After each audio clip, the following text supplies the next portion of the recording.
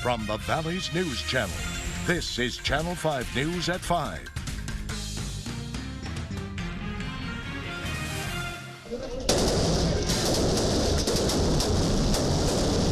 Right now at 5, new video just out today. We are taking you inside the raid that helped take down El Chapo. 2 celebrities under investigation. One of them is defending his decision to hold a secret interview. The developing story in just minutes. Plus, a new spark in a cold case in Weslaco. Authorities now changing the way they work these types of cases. We have details ahead. But first, happening right now, Cameron County's tax assessor collector Tony Isaguirre Jr. is back at work today and speaking out about his arrest on Wednesday. Isaguirre and 3 other county employees are facing a slew of charges, including bribery, engaging in organized criminal activity, and abuse of official capacity. The investigation into the tax office began almost 2 years ago, in February of 2014. District Attorney Luis Saenz calling that investigation Operation Dirty Deeds, the undercover sting operation showing evidence that Isaguirre and his employees registered vehicles despite problems with those vehicles and with the people applying for registrations. Isaguirre spoke with us today and says these claims are all part of a political attack. He plans on staying in office and fighting the charges against him. Taking care of this issue as soon as possible. Yes, I am on the ballot, and we have no opponent, but we will continue forward. We are digging deeper into Operation Dirty Deeds. Coming up at 6, we will look into how Isaguirre's arrest will affect the work being done at the tax offices all across Cameron County. We're also keeping tabs on the Starr County Tax Office. A new replacement was named after Starr County's interim tax assessor collector resigned last week. Now, Starr County Judge Eloy Vera says Juan Cantu will take over the duties, but not everyone was in favor of that decision. Commissioner Eloy Garza says Cantu is running for office of tax assessor collector. He says putting him in as the interim collector is a disadvantage to his opponent, Amanda Salinas. We're going to have more about this decision by the judge coming up later on Channel 5 News at 6. We have new developments now on a cold case spanning back over 20 years. The Weslaco Police Department received a tip investigators are planning to pursue. Weslaco Police spokesperson Bernie Garza says that tip came in once they started using social media in their cold case investigations. This new tip came in on the murder of Yolanda Moya. She was shot in the neck and found dead in her home back in 1993. Weslaco Police also hoping to gain some leads in another cold case they just posted to their social media sites. It involves a murder in 2013. Carlos Alberto Sarmiento is listed as a person of interest in that case. If anyone has information on either case, please call Weslaco Crime Stoppers at this number, 956-968-8477. You can also take a closer look at both cases on the Weslaco Crime Stoppers website. It's being called their first big bust in months. Rio Grande City police say it happened during a traffic stop. Take a look at these pictures. Chief Noe Castillo says his officers pulled over a Buick Regal on Thursday and the driver jumped out, ran away, but he was eventually caught. He says these seizures are few and far between. In 2013, the PD seized over 25,000 pounds of drugs. In 2014, the numbers dropped significantly to over 3,000. And last year, it went down even further. Excuse me. Castillo attributes the decrease to more law enforcement present, including DPS. We haven't seen this for a while. We've seen smaller loads. We've seen other agencies catching narcotics a little bit more than we have, and I think that's attributed to the law enforcement presence in our area. And a lot of things have changed from last year, a couple of years ago. There's more vigilance with Aerostat. There's a lot of other things going on that change the way they move their loads in traffic. Castillo says the driver of the car in Thursday's case was arrested and charged with possession of marijuana of more than 50 pounds, but less than 2,000 pounds. We also have new video coming into our newsroom right now. Take a look at the police raid at El Chapo's hideout. This operation was named Black Swan. The drug lord now sits behind bars as extradition proceedings get underway to bring him back here to the U.S. But this afternoon, we have learned that process could take at least a year. Meanwhile, two celebrities are under investigation for their meetings with El Chapo Guzman. American actor Sean Penn is expressing no regrets about his interview with the drug kingpin. On the Golden Globes red carpet last night, celebrities said it's not uncommon for actors to have meetings like this. Anyone who is an artist interested in understanding human nature and behavior and anything would want to talk to any person like that. Penn told the Associated Press that he had nothing to hide, and he says that this woman served as the link between him and the drug lord. Kate del Castillo is one of Mexico's most popular actresses. She is best known for her starring role as a drug cartel leader in Queen of the South. She's also made appearances in American TV series and films. So we wanted to see what's next for these two celebrities in this investigation. Letty Garza is tracking those details from our newsroom. Letty. Carrie, questions have swirled over what role, if any, Penn's interview played in the drug lord's capture. Before the interview came to light, two U.S. law enforcement officials said traces of cell phone activity of people close to El Chapo led to his recapture. Mexican authorities say outreach by his representatives to Hollywood filmmakers and actors who were interested in making a movie about El Chapo led to his recapture. But Penn and Del Castillo's names were never mentioned. Still, many wonder whether Penn violated any laws by meeting with the fugitive. To convict him of something like harboring or concealing a fugitive, you'd need evidence that he actually helped him, aided him, gave him money, sheltered him, not just to say he met with him. After helping Sean Penn get an interview with El Chapo, actress Kate del Castillo may be in trouble. Mexican authorities now want to question her. It was in 2012 when del Castillo reportedly developed a friendship with a drug leader. She had posted a series of tweets critical of the Mexican government. Someone like that, at least we know who he is. We know what he does. We know what his profession is. The others sometimes are worse criminals and have numbed us and hide everything from us.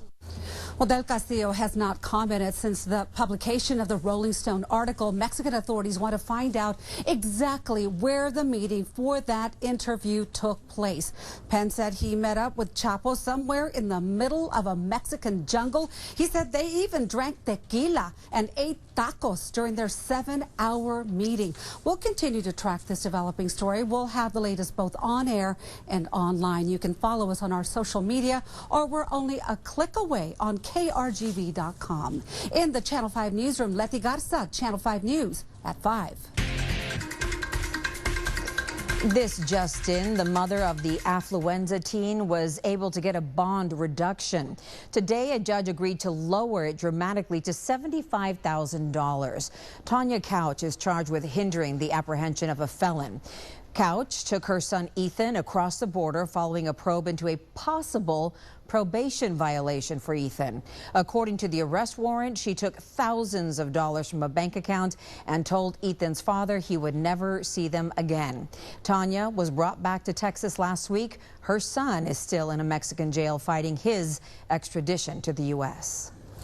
Across the valley today, it has been cloudy. It's been cool. Right now, temperatures still in the 50s across the area. Your dew point at 47, so humidity at 74%. Winds out of the north at about 9. Here's the radar picking up on a bunch of light rain and drizzle around the region. Nothing really heavy, but what's out there now will likely continue through the night and early tomorrow. We'll take a close look at that 7-day forecast coming up in a few minutes. All new at 5, a pesky bird causing some problems for winter Texans. They say it's not so much about the noise that these birds make, but what they're destroying. Channel 5's Michael Scott tells us what we can do to make sure the bothersome birds stay away. He has a story from our studio. Michael. Well, Carrie, they are a nuisance. Grackles are destroying citrus trees in this neighborhood. In a small winter Texan park in McAllen. Now you can see there's nothing left here. Not at all, not a bit.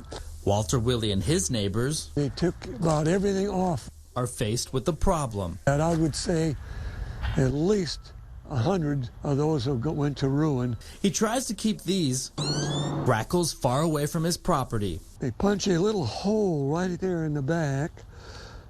You can see, and they get in and they suck all the stuff out. You can spot these blackbirds almost anywhere in the valley. At Willie's home, they're destroying his fruit trees. Son of a gun. We have these grackles that come in more and more every year, and we love this. We have our own oranges and our grapefruit, of course, and our tangerines. We spoke to the park superintendent from Estero Llano Grande. It's a birding center. He tells me the grackle population doesn't seem to be growing here in the valley. The fruit is what these noisy birds enjoy to eat. We find them on the ground and we have to go around and keep picking them up. They kill so many, we don't know what to do with them. Leaving rarely anything left for Willie. And grackles are a protective species. According to the U.S. Fish and Wildlife Service website, they are protected by the Migratory Bird Treaty Act of 1918. You can hunt them. Grackles are not listed as a game. Well, the best way to get rid of them is to deter them away from your property in a non-lethal way. Reporting live in the studio, Michael Scott, Channel 5 News at 5. Happening right now, ISIS is claiming responsibility for today's attack on a mall in Baghdad. Dozens of people were killed there. Authorities say gunmen stormed into the mall after setting off a car bomb and a suicide attack. Iraqi officials say the attack lasted over an hour.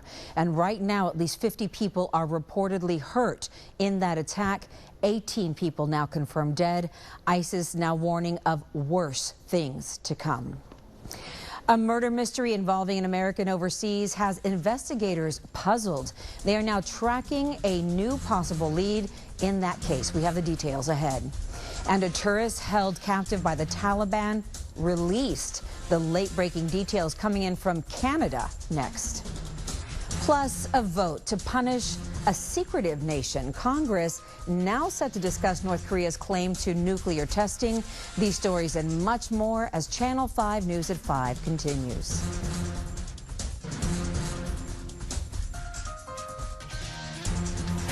Breaking news, breaking stories. This is Channel 5 News with Oscar Adame, Carrie Zayas, and First Warn 5 Weather with Chief Meteorologist Tim Smith. This is Channel 5 News at 5.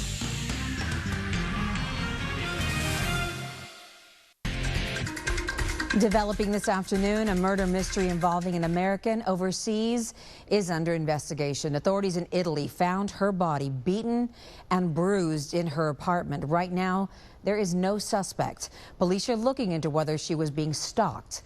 Elizabeth Herr is tracking the latest for us at 5.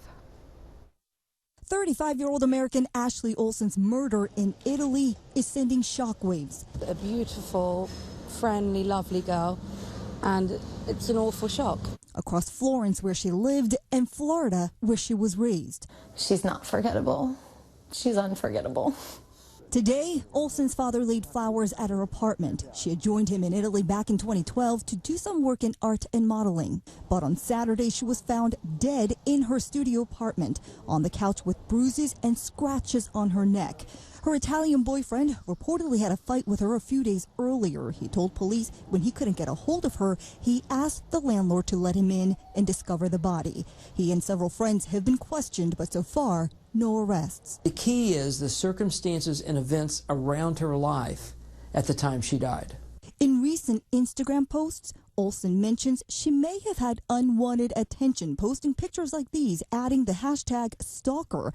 It's unclear if she was serious. Anyone that met her loved her. She never met anyone that didn't like her. Friends say they are just baffled. And by phone, Olsen's grandmother told ABC News, "Our lives have changed forever. We lost our precious granddaughter and daughter. She was our loving, smart, and precious girl." As for the investigation, police are now reviewing Olsen's phone, computer, and area surveillance cameras for clues. And we're told the first autopsy results could be available as early as tomorrow. Elizabeth Herr, ABC News, New York. All new at 5, details coming in on a tourist held captive by the Taliban. This afternoon, authorities confirmed the Canadian man was released. Colin Rutherford was taken hostage in Afghanistan back in 2010. The Taliban accused him of being a spy, but Rutherford said he only traveled to Afghanistan to study historical sites and shrines there. This afternoon, it's not clear how he was released. The Canadian foreign minister only says efforts to secure his release were successful. We now have new details coming in on the U.S. soldier who deserted his troop in Afghanistan. We have learned Sergeant Bo Bergdahl will go before a military court tomorrow in Fort Bragg, North Carolina. He faces charges of desertion and endangering fellow soldiers. Bergdahl disappeared from his military post in Afghanistan in 2009 and was then kidnapped and held by the Taliban for 5 years. He was released in exchange for several Taliban prisoners. Otherwise, across the valley, it looks like we still have that drizzle out there. And if you take a look, it's not going to change much. Your forecast for San Ysidro, Redgate, Rangerville, and the rest of the valley is next.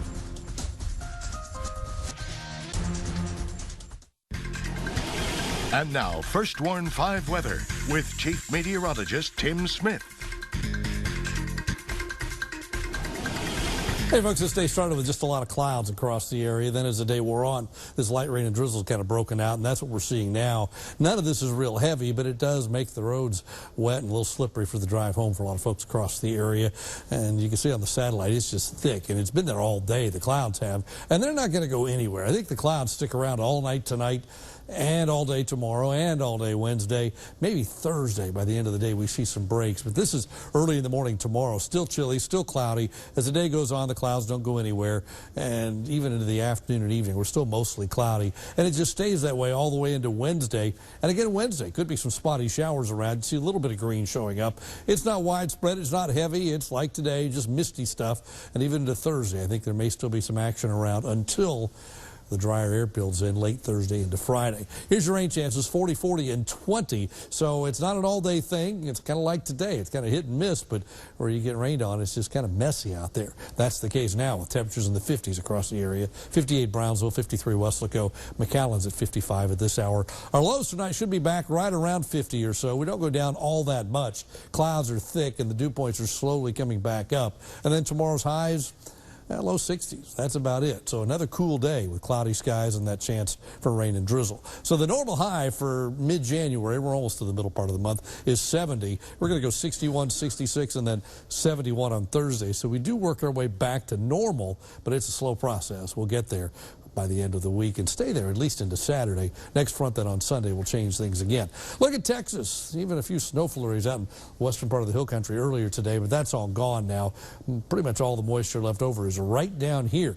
This is the upper level wind pattern, and this dip right here in the jet stream, that's the wind flow aloft basically where that trough is. That's an upper air disturbance, and that's just a piece of the whole thing that's going to kind of hang out back there for a couple of days. What that means is warm moist air goes up and over the cooler drier air here at the surface, and that keeps the clouds around, and that upper air disturbance stays back there until at least Wednesday. Finally Thursday it begins to lift out, and when it does, then the drier air can build in late Thursday into Friday with a northwest flow aloft. That should dry things out in time for the end of the week and the weekend.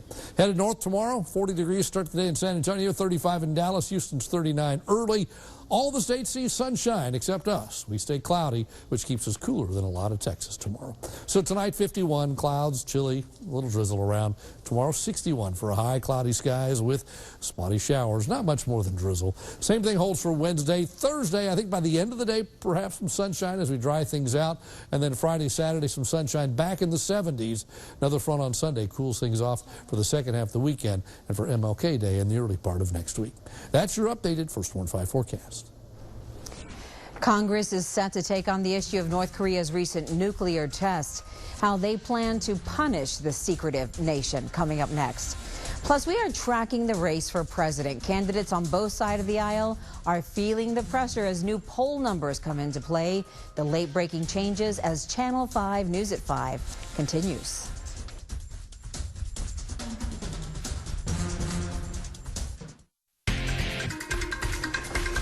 Happening today, the House is poised to pass legislation to punish North Korea for its latest nuclear test. Lawmakers are scheduled to vote this evening to expand sanctions on Pyongyang. The sanctions would include denying North Korea the hard currency they say it needs for its weapons program. Last week, North Korea claimed that it conducted its fourth nuclear test. That announcement was greeted with doubt, but lawmakers are still pushing ahead. There is a change in the race for president. This afternoon, Hillary Clinton is now zeroing in on her rival, Bernie Sanders. She spent much of her presidential campaign focusing on Republicans, but now she's found herself in a close matchup in the polls with Bernie. Today, she told voters it was time to define the differences between her and her opponent, taking on issues of gun control, health care, and Wall Street regulations. The next Democratic debate is set for January 17th. Republicans will go head-to-head 3 days sooner on January 14th. Republican candidates Senator Ted Cruz and Donald Trump are deadlocked in polls in Iowa right now. Trump continues to hammer away at Cruz's eligibility to be president by questioning his citizenship. Cruz's campaign released his mother's birth certificate, hoping to quiet that speculation that she had ever been a Canadian citizen. The Powerball surging past its original estimate now. New numbers are coming in on the big win. What lottery officials are saying about the game, many want to get in on.